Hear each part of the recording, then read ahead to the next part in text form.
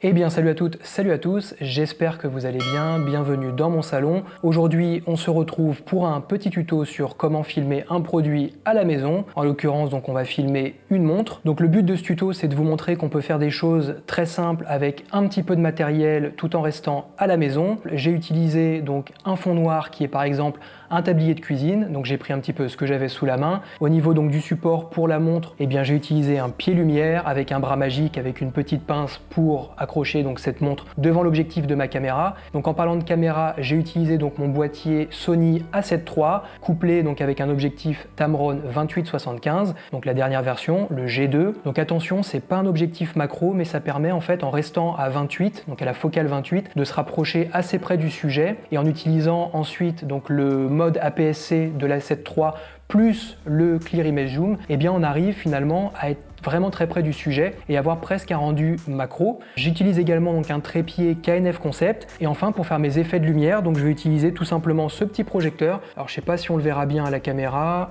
Voilà, donc c'est de marque Vigim, donc évidemment tout sera en description de cette vidéo, mais c'est un petit projecteur sur lequel donc j'ai mis une petite diffusion et ce qui va nous permettre de jouer avec la lumière sur la montre. Voilà, donc on se retrouve tout de suite donc pour faire le premier plan de la montre. Donc je vais devoir éteindre la lumière qui m'éclaire ici et je vais vous montrer un petit peu donc ce qu'on peut faire avec le petit projecteur donc que je vous ai montré tout à l'heure. Alors vous voyez, il fait pas tout à fait noir dans la pièce, tout simplement parce qu'il y a une fenêtre que je peux pas fermer complètement, mais on va essayer de se débrouiller sans. On va allumer déjà notre petite lumière. Et donc là, ce que je vais faire, eh bien, je vais déplacer la lumière donc autour de la montre.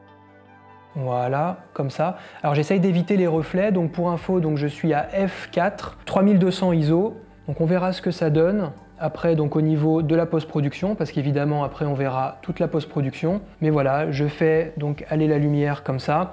Je peux également donc la repasser comme ça, faire une sorte de demi-cercle au-dessus de la montre, comme ceci. Donc je suis en focus manuel évidemment.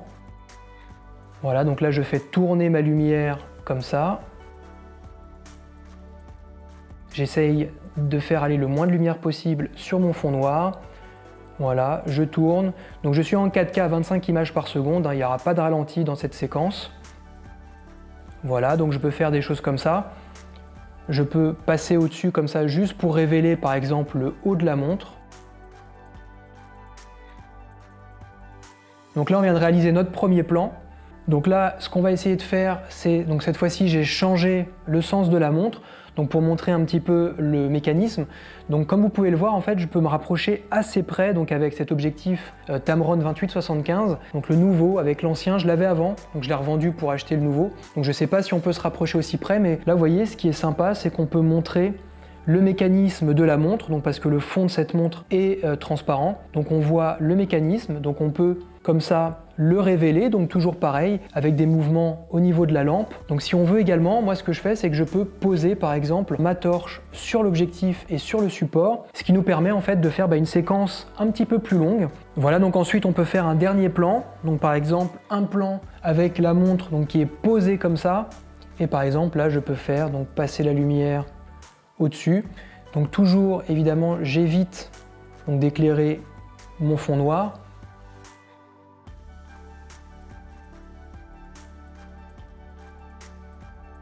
Donc on est vraiment sur quelque chose de très basique et puis on essaiera d'animer tout ça après dans DaVinci. On peut faire aussi un dernier plan par exemple de type un peu pack shot. Donc là ce que je vais faire, c'est que je vais remettre voilà ma montre comme ça. Et là par exemple je peux laisser la lumière comme ça sur mon appareil photo. Je peux laisser filmer par exemple pendant 1 minute et ce qui va nous permettre par exemple de faire une sorte de time-lapse en fait. Bon voilà, je pense qu'on a tous nos plans, donc on va se retrouver dans DaVinci Resolve pour la partie post-production.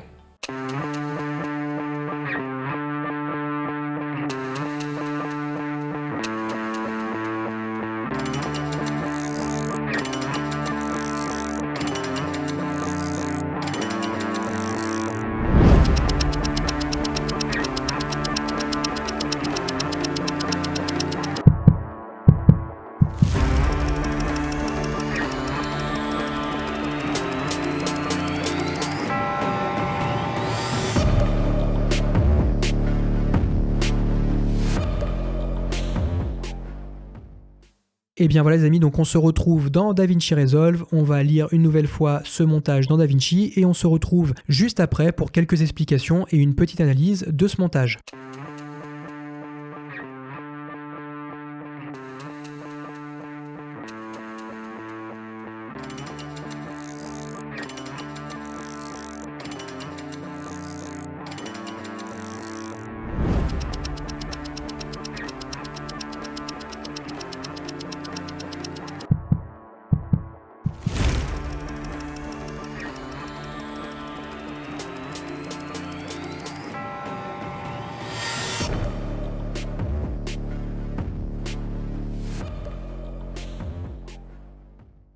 Donc comme vous pouvez le voir, ce montage n'est pas super compliqué. Par contre, j'ai un petit peu triché, j'ai dû refaire certains plans, tout simplement parce que les plans que vous avez vus au début de cette vidéo, eh bien, sont des plans qui ont été tournés en hybride log gamma avec un profil de couleur BT2020. Et en fait, je me suis rendu compte qu'au niveau de l'étalonnage, c'était juste une galère. Donc du coup, j'ai refait certains plans en S-Log2 avec un profil de couleur matrice ITU 709. Cela étant dit, au niveau de la musique, donc j'ai utilisé Epidemic Sound. Donc pour ceux qui connaissent pas, donc c'est une plateforme qui permet de télécharger de la musique et des effets sonores. Donc c'est un petit abonnement mensuel. Vous pouvez également prendre un abonnement annuel. Pour ceux qui sont intéressés, donc vous avez le lien en description de cette vidéo et je crois que vous avez toujours un mois offert et c'est surtout totalement sans engagement. Maintenant, au niveau du montage, donc c'est principalement des effets de speed ramping. Donc pour ceux qui connaissent pas, je mets la vidéo dédiée dans le petit en haut à droite. On a également quelques clips que j'ai réalisés dans Fusion. On a quelques transitions. On a aussi des zooms dynamiques et quelques animations que j'ai réalisées grâce à des keyframes dans l'inspecteur. Donc on va passer tout de suite au premier plan. Donc le premier plan, c'est tout simplement un plan fixe de notre montre. Donc je vais désactiver la piste vidéo numéro 2 pour que vous puissiez bien voir. Donc c'est un plan fixe de notre montre et là on est principalement sur de l'étalonnage. Donc on va tout de suite aller dans l'onglet étalonnage.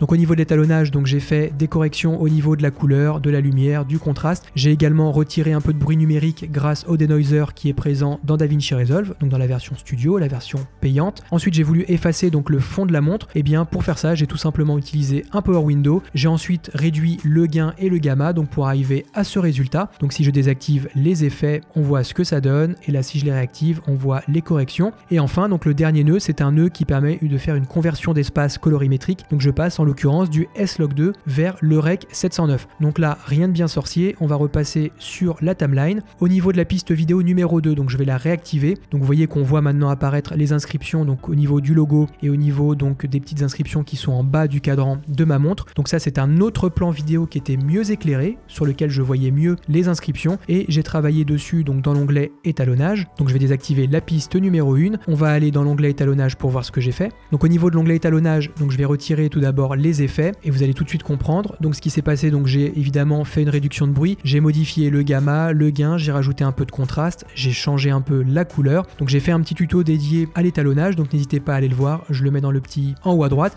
Il date un petit peu, j'en ferai sans doute un nouveau, mais en tout cas voilà, vous aurez un petit peu les bases pour comprendre comment fonctionne l'onglet étalonnage. Ensuite, donc qu'est-ce que j'ai fait? Eh bien j'ai dessiné deux masques grâce à des Power Window pour récupérer le logo et pour récupérer également les inscriptions qui se trouvent en bas de la montre. Pour récupérer ces deux masques, j'ai utilisé un mixeur alpha et j'ai enfin rajouté une sortie alpha pour superposer les inscriptions sur le plan qui est sur ma piste vidéo numéro 1. Pour ajouter une sortie alpha, je vous rappelle juste comment on fait, un clic droit et on clique ensuite sur ajouter une sortie alpha. Donc je vais remettre les effets, on va repasser dans l'onglet montage, je vais réactiver ma piste vidéo numéro 1 et là vous voyez donc on a les deux pistes qui sont superposées donc avec notre logo et également nos inscriptions. Ensuite les deux plans qui se suivent donc au niveau de ma timeline, c'est le même principe, donc on est sur des effets de speed ramping, donc on le voit ici, j'ai mis des points de vitesse et j'ai fait varier la vitesse entre mes deux points. J'ai également donc dupliqué chaque clip, donc les clips qui sont en bas, et ben je les ai dupliqués en haut, donc pour avoir un effet de miroir. Donc pour le premier clip ici, j'ai tout simplement appliqué un angle de moins 178 degrés pour avoir le cadran de ma montre en haut, donc ça fait un premier effet miroir. Et ensuite au niveau de mon deuxième plan, pareil, donc j'ai dupliqué le clip qui était en bas, je l'ai dupliqué en haut et au niveau de l'inspecteur, et bien j'ai appliqué un effet inversé, donc qui nous permet d'avoir un effet de miroir. Donc si je le désactive, on voit ce que ça donne et en l'ayant activé, ça donne ça. Également sur ces deux clips, donc j'ai appliqué des keyframes au niveau de l'angle, donc pour avoir un petit effet de rotation. Donc on le voit ici au niveau de l'inspecteur. Pour les plans suivants, alors je vais désactiver la piste vidéo 4, la 3 et la 2. Donc on est tout simplement sur un plan fixe de ma montre donc qui est en accéléré, sur lequel j'ai appliqué un étalonnage donc pour retirer la partie centrale du cadran, donc on l'a vu tout à l'heure sur le premier plan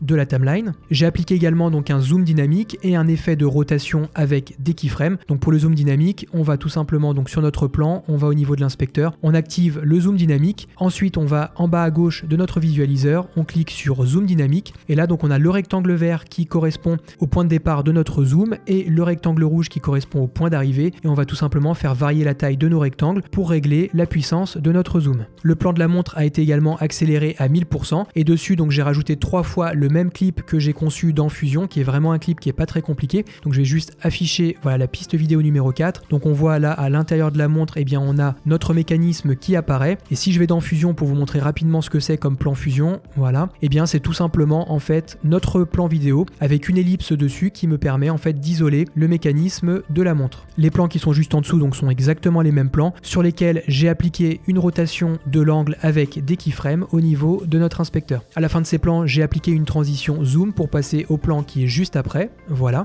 Le plan qui est juste après, c'est un plan fixe de la montre que j'ai animé avec un zoom dynamique et également un effet d'angle avec des keyframes. Donc on se souvient, on positionne un keyframe là où on veut que notre effet démarre, on va là où on veut que ça s'arrête, on positionne un autre keyframe, on modifie notre effet et on aura donc une animation de l'effet entre nos deux keyframes. Sur ce plan, on a également fait un étalonnage, donc je vais cliquer dessus, on va aller dans l'onglet étalonnage. Donc là, je vais désactiver tous les étalonnages pour que vous puissiez voir ce que ça donne. Donc ce que j'ai fait, c'est tout simplement des corrections au niveau de mon gamma, au niveau de mes basses lumières, également au niveau de mes hautes lumières. J'ai ensuite utilisé un power window pour récupérer cette partie-là de mon mécanisme. J'ai rajouté un petit peu de netteté et également de saturation et enfin un dernier masque qui me permet en fait de retirer, d'éliminer en fait tout ce que je ne veux pas dans mon image. Donc si je vais juste ici, on voit ici que j'ai retiré toute la lumière, toutes les hautes et toutes les basses lumières. Sur ce plan-là, j'ai superposé ici une composition fusion. Donc sur cette composition fusion, j'ai mis des marqueurs pour pouvoir me repérer au niveau donc des battements du cœur parce qu'en fait cette composition fusion, c'est tout simplement une partie du mécanisme qui bat un petit peu comme le cœur qui bat. Voilà. Donc j'ai dû rajouter des marqueurs en fait pour me repérer au niveau de ma piste son. Donc on va ouvrir cette composition fusion. Donc je vais aller dans fusion. Donc on part de notre plan original, donc qui est un plan qui est complètement fixe. Évidemment, j'utilise un mat control avec une ellipse qui va me permettre de récupérer juste cette partie-là de mon mécanisme. Ensuite, je vais utiliser donc un nœud transform pour animer le mécanisme, enfin cette partie du mécanisme. Donc voilà, vous voyez, on agrandit, on rétrécit, on agrandit, on rétrécit. Pour me repérer au niveau de mes marqueurs, j'utilise ici le panneau image clé. Et quand je vais dans image clé, eh bien je vois à chaque fois que j'ai mis un marqueur. Et donc ça me permet de positionner mes keyframes de la façon la plus précise possible. Après avoir fait ça, eh bien je superpose le tout sur le même plan sur lequel j'ai rajouté donc un background avec une ellipse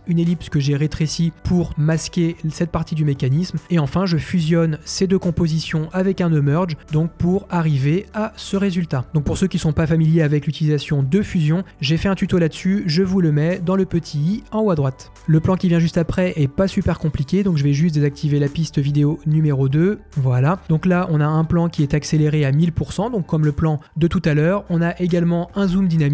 Donc jusque là rien de bien sorcier, on a également de l'étalonnage et dessus eh bien j'ai incrusté le même plan fusion que tout à l'heure, donc le plan du mécanisme et donc là on n'a rien de plus à part de l'étalonnage. Sur le plan qui vient juste après, on est sur un plan fixe de la montre, pareil avec un petit speed ramping, donc si je zoome un petit peu on voit qu'au début donc on est à 800%, ensuite on est à 100%, ensuite on retourne à 800%. Sur ce plan j'ai appliqué un effet donc que l'on trouve ici à gauche dans les OpenFX qui est un effet qui s'appelle rayon de lumière et qui me permet de donner un effet un petit peu sympa à la lumière donc qui passe autour de la montre. À la fin donc on a une transition et on arrive sur ce plan. Alors sur ce plan pareil donc je vais désactiver la piste vidéo numéro 2. Donc c'est un plan fixe de la montre que j'ai étalonné, donc on verra l'étalonnage juste après. J'ai rajouté un plan d'effet au-dessus donc pour faire un zoom dynamique. Pourquoi j'ai utilisé un plan d'effet? Tout simplement pour poursuivre mon effet sur le plan qui vient juste après. Au niveau de l'étalonnage donc on va aller voir tout de suite ce que j'ai fait. Donc on clique sur l'onglet étalonnage. Voilà, donc on est dans l'onglet étalonnage, je sélectionne évidemment le bon plan. Là je vais retirer les étalonnages, donc vous voyez ce que ça donne, on est vraiment sur un plan qui est assez basique et ça c'est après étalonnage. Et là ce que j'ai voulu faire en fait c'est tout simplement donner un effet un petit peu phosphorescent, donc évidemment j'ai travaillé sur mes hautes lumières, sur mes basses lumières, sur mes moyennes lumières, donc pour avoir quelque chose qui soit déjà assez sombre. Et ensuite eh bien j'ai utilisé le qualifier, donc qui est ici au niveau de l'étalonnage pour modifier la couleur de mes index au niveau de ma montre. Donc je vais utiliser la baguette magique pour qu'on voit bien notre sélection. Donc là, j'ai utilisé donc le qualifier pour récupérer ces éléments au niveau de ma montre. J'ai également utilisé un power window pour isoler la partie de la montre sur laquelle je voulais travailler. Et enfin, j'ai modifié la couleur de mes index, et bien tout simplement en jouant au niveau du gamma, donc dans mes roues colorimétriques. Donc si je désactive ce nœud, voici ce que ça donne. Et après activation donc de mes effets, on arrive vraiment à avoir un effet phosphorescent. Et enfin, donc on arrive sur nos derniers plans. Donc nos derniers plans, c'est tout simplement 3 fois le même plan que j'ai dupliqué. Donc comme tout à l'heure, je vais désactiver les différentes pistes vidéo. Si je clique sur lecture, eh bien on voit un plan fixe de la montre sur lequel j'ai appliqué un effet de flair que l'on peut trouver au niveau des OpenFX dans la version payante de DaVinci Resolve. Ensuite, donc qu'est-ce que j'ai fait? Eh bien j'ai dupliqué ce plan tout simplement.